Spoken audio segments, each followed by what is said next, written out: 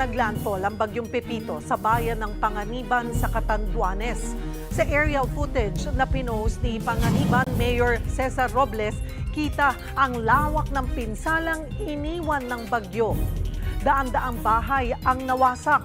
Isolated din na ang bayan dahil walang signal at kuryente at barado ng guho ang mga kalsada. Kaya nananawagan ng tulong ang lokal na pamahalaan sa national government. Kaugnay po niyan, makakausap natin si Panganiban Catanduanes, Mayor Cesar Robles. Magandang tanghali po sa inyo, Mayor. Hello po. Apo, Magandang hapon po. Magandang hapon. Magandang tanghali po sa inyo, Mayor. Nais daw po nilang manawagan sa national government dahil nga po sa tindi ng pinsala sa kanilang lugar. So far po ba, Mayor, ay nakipag-communicate na po or may coordination na po kayo sa national government?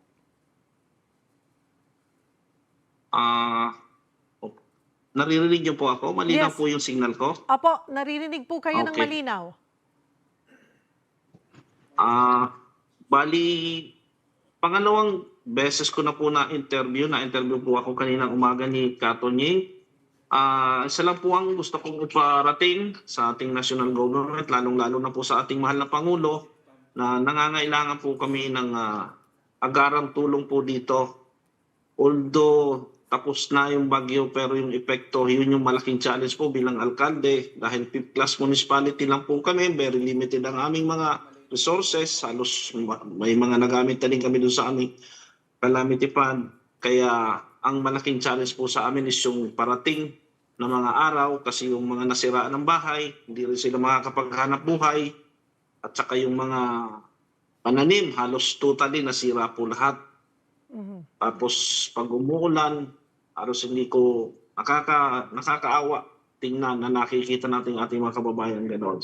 Kaya wala po akong ibang hinihiling. Napakalaking pagkakataon po at nagpapasalamat ako na pagbigyan ng pagkakataon na ma-interview po sa TV para may parating ko din po ang aming hinaing.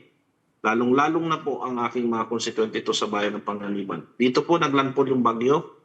Kami po ang unang naka-experience nung lakas, nung hagupit. Wherein, para sa akin, napakalakas as ibang-ibang klaseng bagyo. Nung time nung kasagsagan ng bagyo, wala akong ibang inisip kundi parang kung paano magsusurvive. Hindi mo na iniisip yung kung ano pa yung mga masisira, hindi mo na iniisip dahil sobrang lakas. Mayor? Mayor, alright.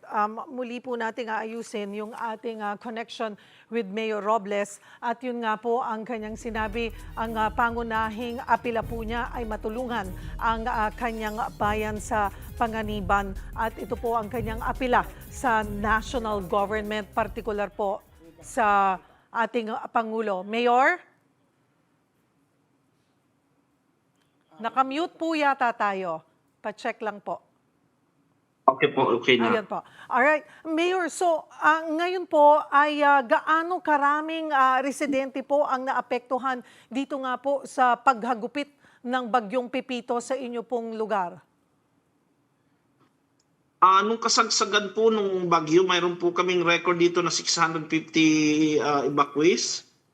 As of now, mayroon pa po kaming 133 na nasa evacuation center na wala na po kasi silang babalikan na bahay. Kaya unti-unting naghahanap sila kung paano na makalipat muna sa mga kapamilya para pansamantalang makaalis na din muna doon. Dahil ang ibang ginawa po namin evacuation center ay sa simbahan, sa munisipyo, sa eskwelahan, at saka doon sa mga kapitbahay o sa kapamilya ng mga malalaki at matitibay ang pagkagawa ng bahay. Mayroon ho ba kayong naitalang casualties? Sa awa ng Diyos, wala naman po. Zero casualty po dito sa aming bayan. At saka may isa lang reported na one injury.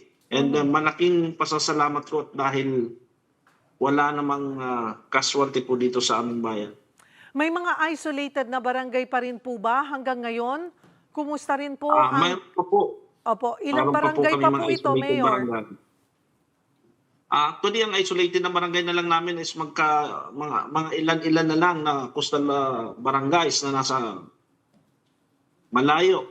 Pero ngayon, pinapunta ko na lahat ng mga personnel, including military, tsaka yung DRRM personnel, at tsaka yung mga police, fire, sama-sama, tsaka mga iba, yung volunteer, para i-clear yung daanan, para makarating doon sa barangay, para malaman namin yung damage doon sa barangay. At in-advise ko din yung aking MDR head na kuhanan ng video footage ng drone para may parating din sa mga kapamilya na nasa ibang lugar na nag-aalala sa kanilang kalagayan ng kanilang pamilya. Kumusta ho yung inyong clearing operations, lalo na dun sa mga kalsadang nabarahan ng guho?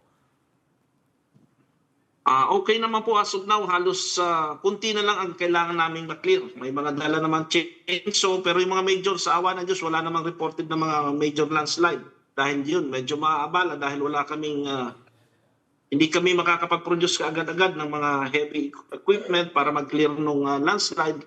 So far, mga kahoy, poste, mga debris na nakaharang sa kalsada, yun lang po ang aming kiniklear po ngayon.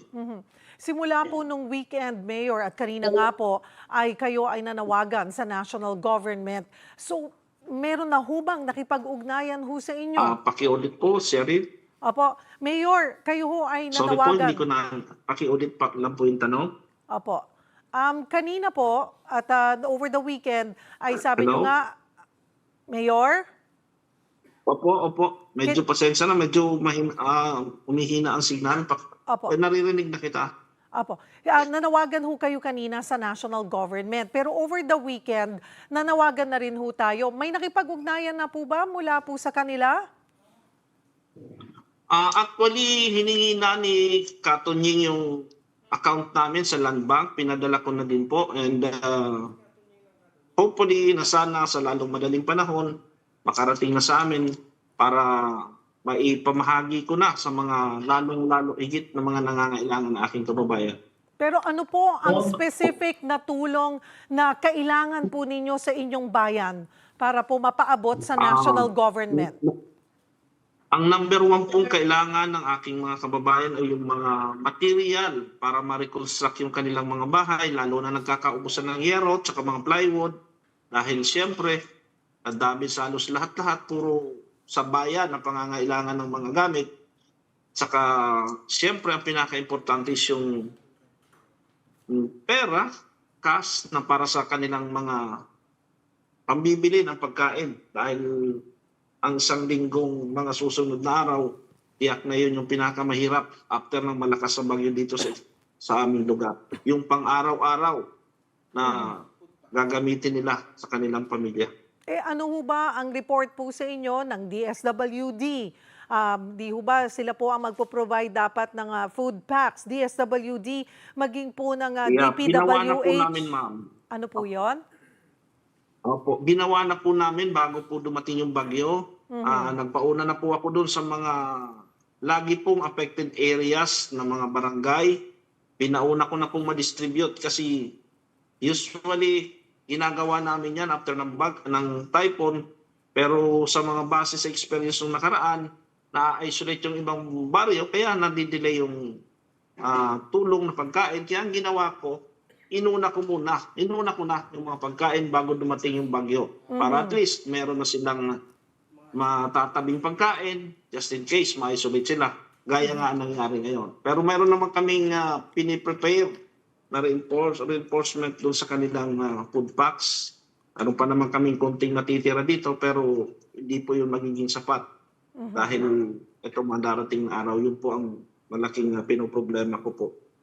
Pero ito po yung nakipag-coordinate na rin po kayo sa sa DSWD. Yes po. Lahat po yung number na ito naka-coordinate po sa DSWD. Ito po yung reported namin ng mga nangangailangan ng immediate assistance po. Alright. Marami pong salamat sa inyong oras, Panganiban, Catanduanes, Mayor Cesar Robles.